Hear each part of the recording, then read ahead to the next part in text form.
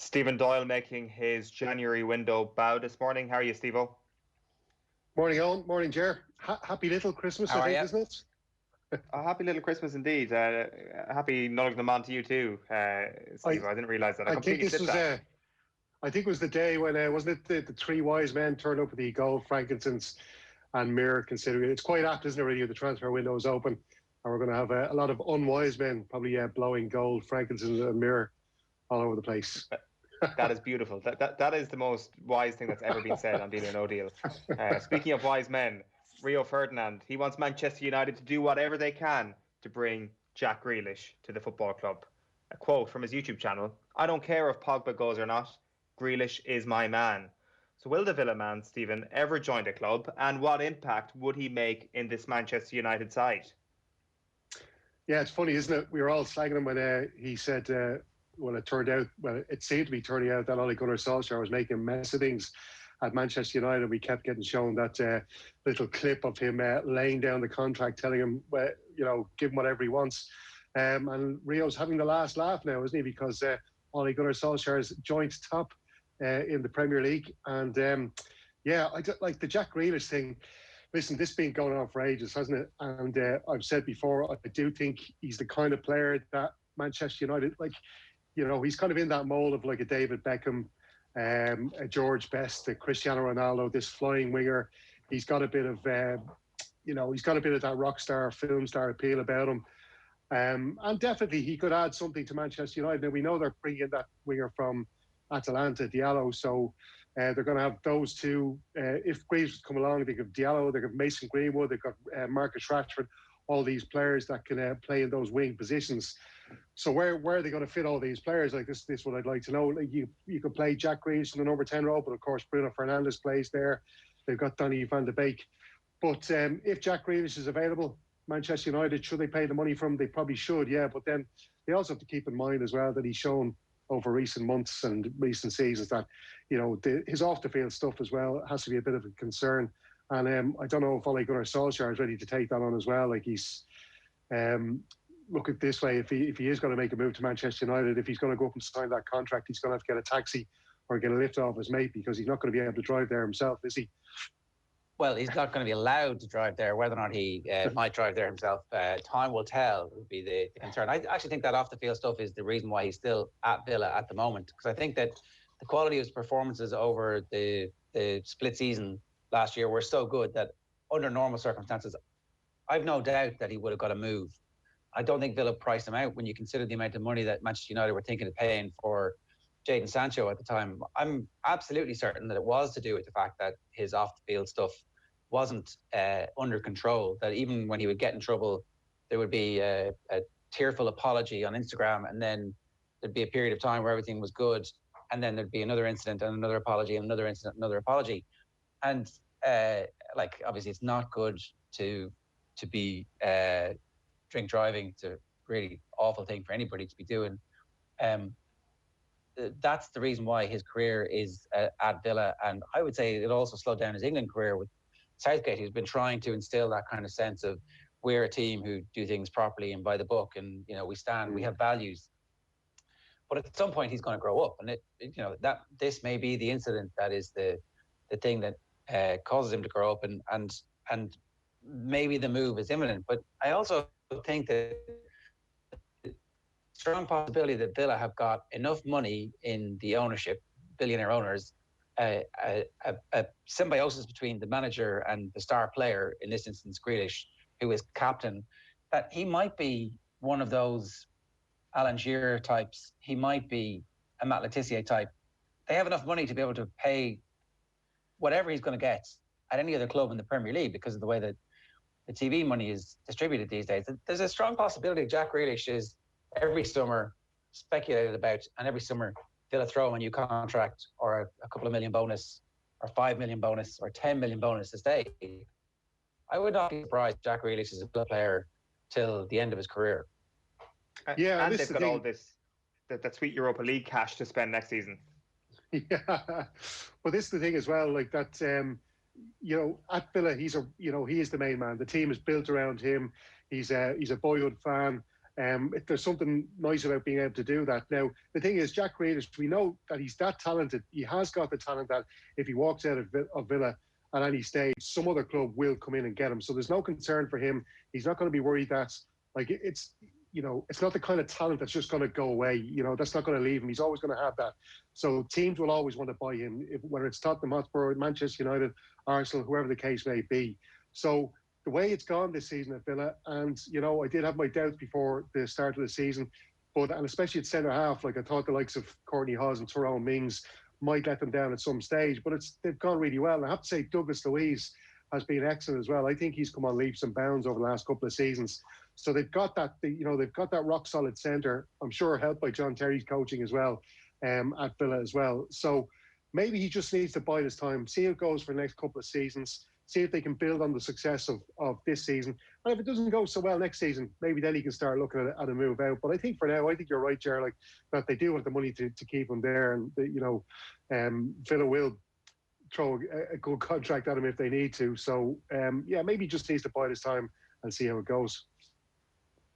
According to The Sun, Man United's Phil Jones could be the shock name at the top of the shopping list Sean Dyche will hand to new Burnley chairman Alan Pace.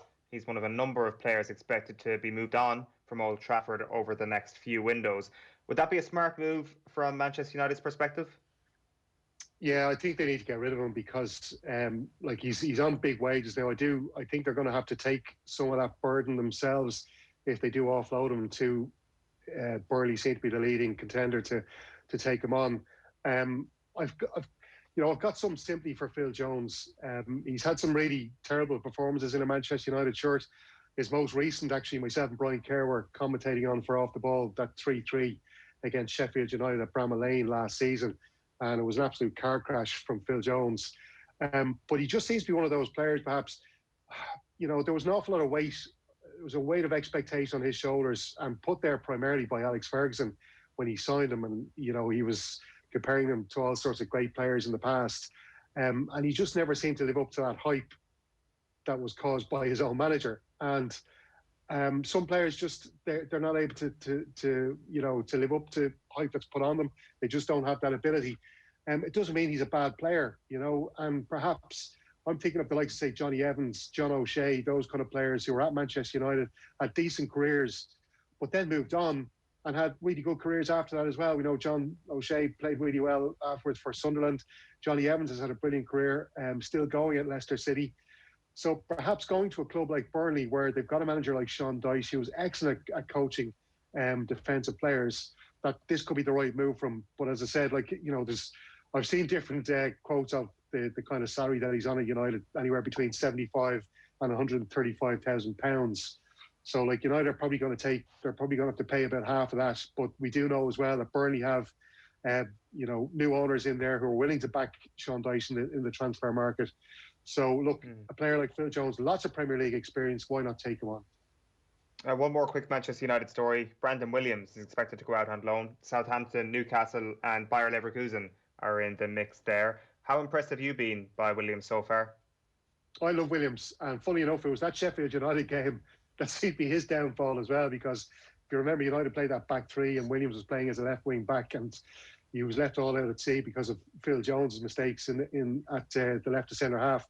But look, I like him. I think Brandon Williams he strikes me as something similar to Dennis Irwin. He's one of these players, he gets his head down, does all the necessary work that a left back needs to do without any fuss whatsoever. I think he's got a really bright future. I spoke to somebody who would know people around the club, Manchester United, recently enough, and there seems to be a little bit of doubt over him, over his ability. But I think he's really good, and I think if he was available, there's a few clubs to be mentioned. I know Bayer Leverkusen were one of the leading favourites to sign him. It mightn't be so bad for him to go over to Germany. We've seen so many English players going over there and doing well for themselves. So I do think if he moves off, I think we're going to see a lot of Brandon Williams in the future. I think he's definitely one of those players that could get better with age. All right, it is 9:29 a.m. OTB AM is live in association with Gillette. Good morning, start with Gillette, giving you the confidence to tackle the day ahead. On to Celtic then, Stephen. Shane Duffy's time there has obviously been a bit of a disaster. Could be cut short. He is being linked with a move to the Championship. Can you see him making it back into a Premier League side, though? And how worried should Irish fans be about his form this season? Yeah, he struggled to get into the Brighton team under Graham Potter, and I know there was reasons bandied about, such as that he's not a football playing centre half, and we thought that he would go to Celtic and just reignite his career up there, but it just hasn't gone to plan. I don't know if that's entirely Shane Duffy's fault. I think Neil Lennon has made a mess of things in Glasgow, and I wouldn't be blaming Shane Duffy's downfall completely on Shane Duffy. Whether a Premier League club are willing to take a chance on him now at this stage after what's happened up there, I really don't know. I think there'll be major doubts around signing him after what's gone on. But he's a very talented centre half. Like he's a really good stopper. He's a great reader of the game. He gets himself into the right positions at the right times. He's very well able to organise a defence. That's something that we've seen from very early in Shane Duffy's career. So perhaps maybe a move to a championship club might be the best idea, but you're talking maybe a championship club up around the top 6 or 7. It wouldn't be ideal to see him go to a mid-table club and never get back up into the Premier League again. But Shane Duffy is very talented, and you don't lose that talent overnight.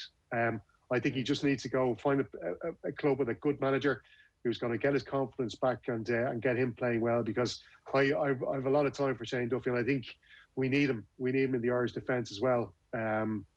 So he's not first choice for Ireland at the moment, is he? Given the form that he's in, and given that we have somebody playing at Newcastle, and we've various other players who are playing in the Premier League. If you're picking an Ireland team today, does he play?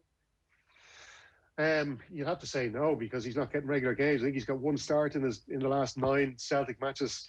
And as you mentioned, Kieran Clark is back, and Kieran Clark's a player I've always liked. He's just really very cool, calm and collected, and he's got all that experience playing for Ireland as well. So many caps. Himself alongside John Egan. Well, things aren't going so well for John Egan either. We've got Nathan Collins playing pretty well at Stoke City as well. So there are options. But yeah, I think you're right, Gerrard. I don't think Shane Duffy's an automatic starter for Ireland right now at this moment.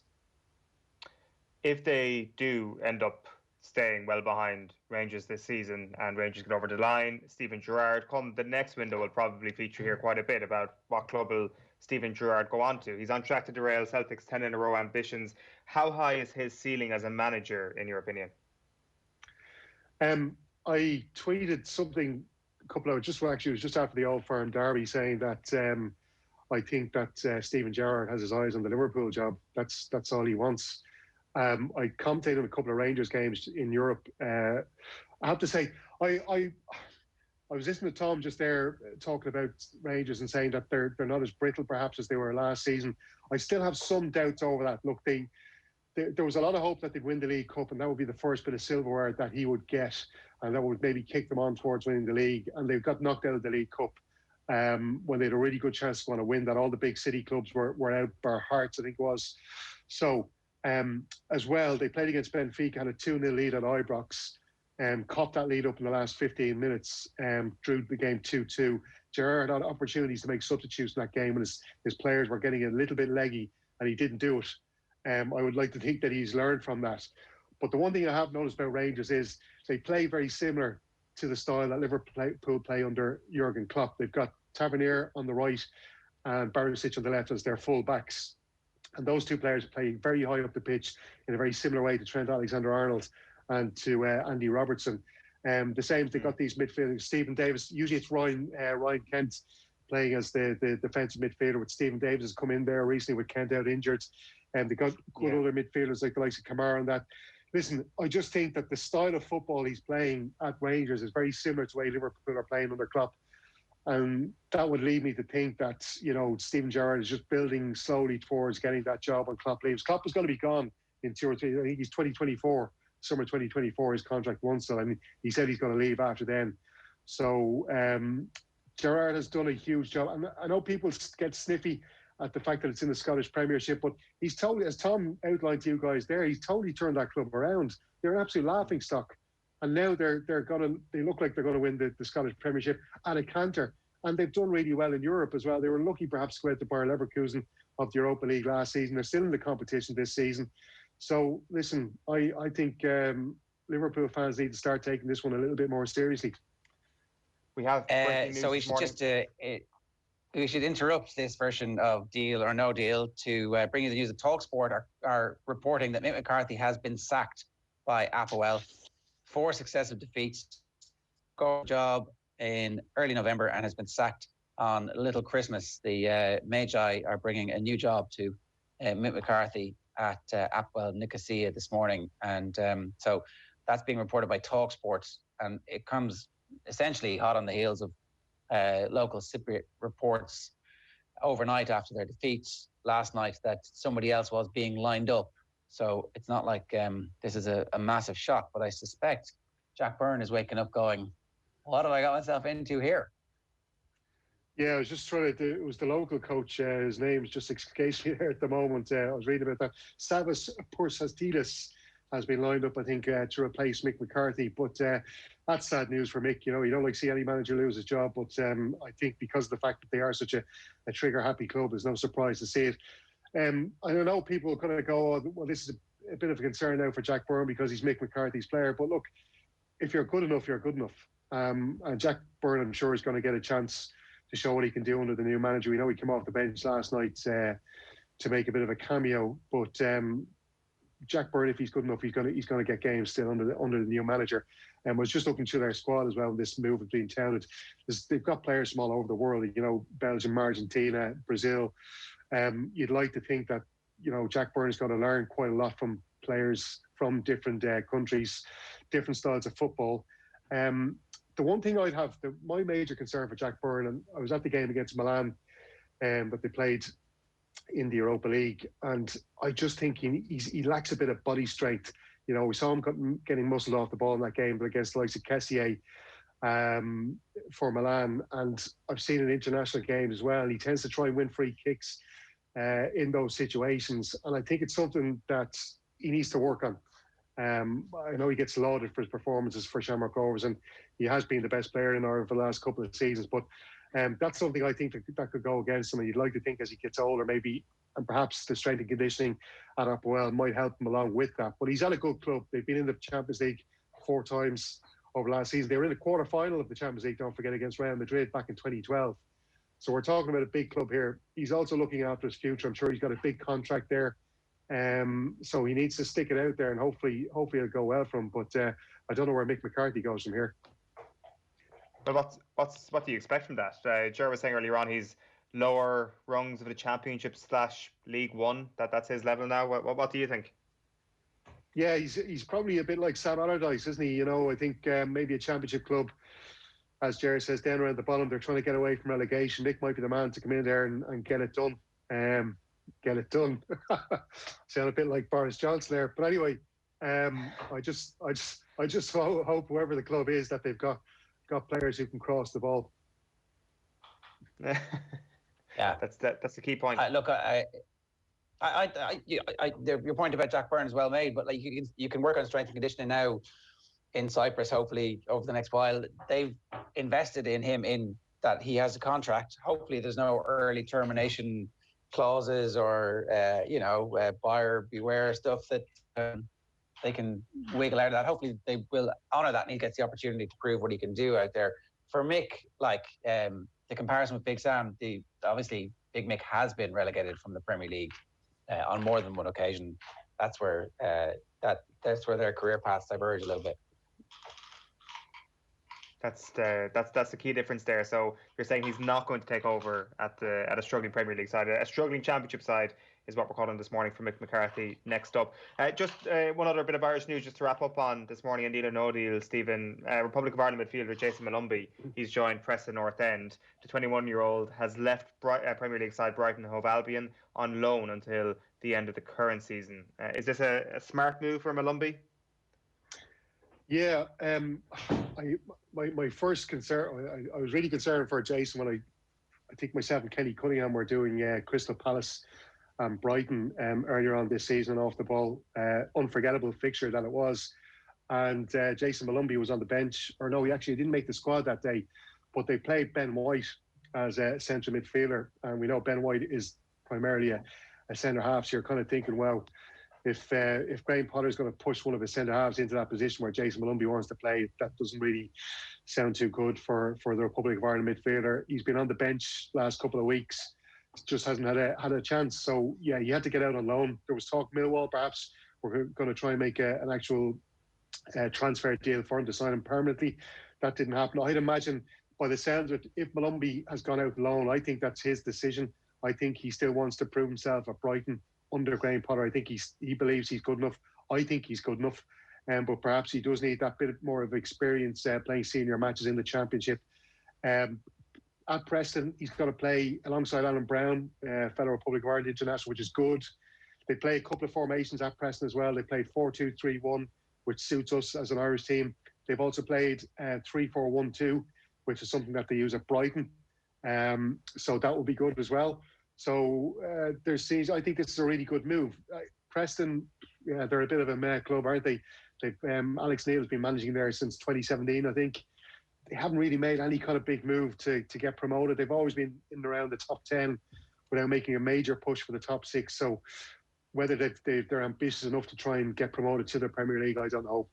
Alex Neil doesn't strike me as the kind of manager who's going to, have a lot of success in his career, kind of a mid-table gaffer. But for Jason Molumby, I think this is a good move because he's going to be playing in a very competitive league. He's going to be up, they're up around 7, I think around 8th or 9th at the moment.